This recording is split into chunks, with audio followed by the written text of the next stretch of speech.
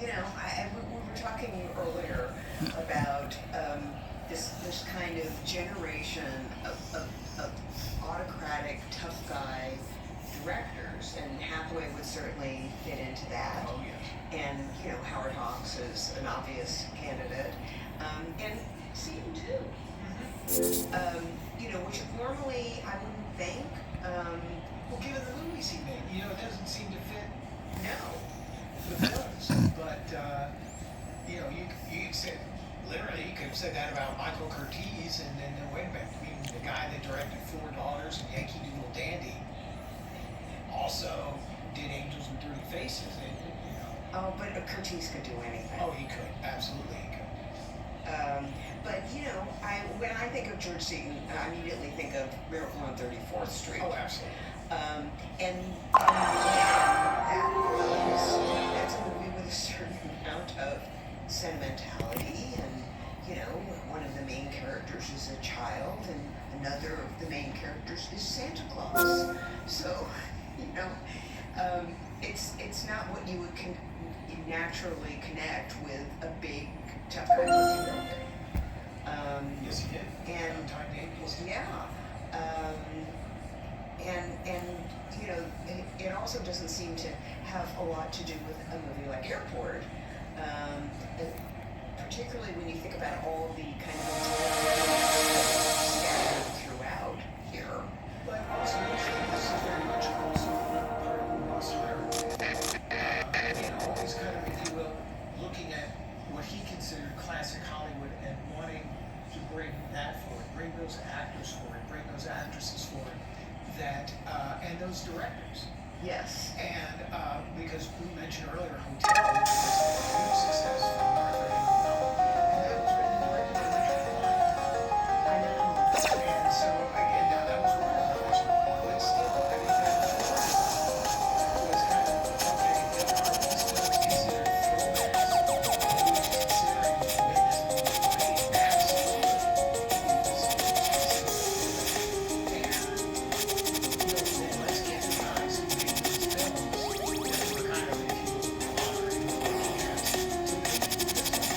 And then they got criticized for that by critics. I think Charles Champlin said something like, this is a movie that uses everything that we came from another era, when no one was more innocent.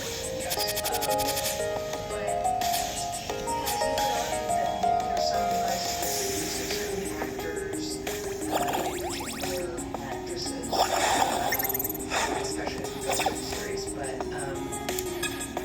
there's that. But again, it's the 70s, and there are certain thematic things that you wouldn't have seen at all back in the 40s. Not there are people, also critics today, I'm not talking about, and actually these people are doing a piece to critics today, who argue that, okay, while there are certain things that reflect what was going on in society at the time,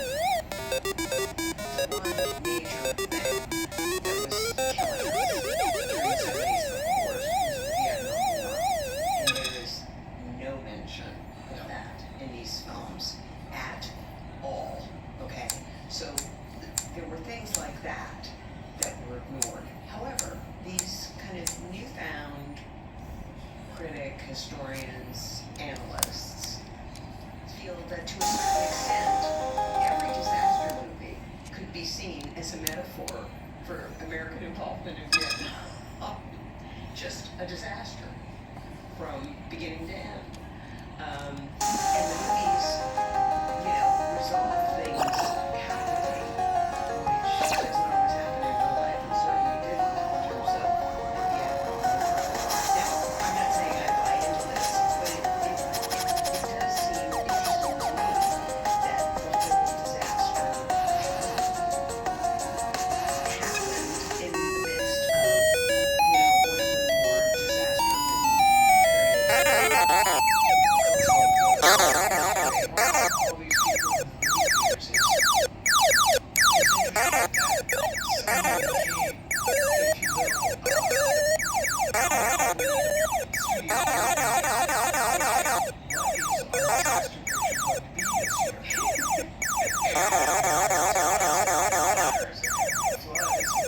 Who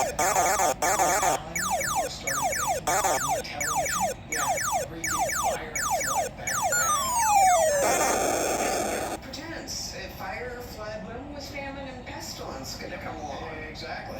And, it's like, as long as you have the generation to take care of everything. And, used a shot from fire in a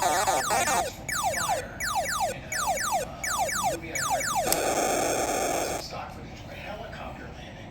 And if we had kept on the shot, you'd see a great get out of the helicopter and use a windbreaker. Damn, you should have kept it. Yeah, because we had to cut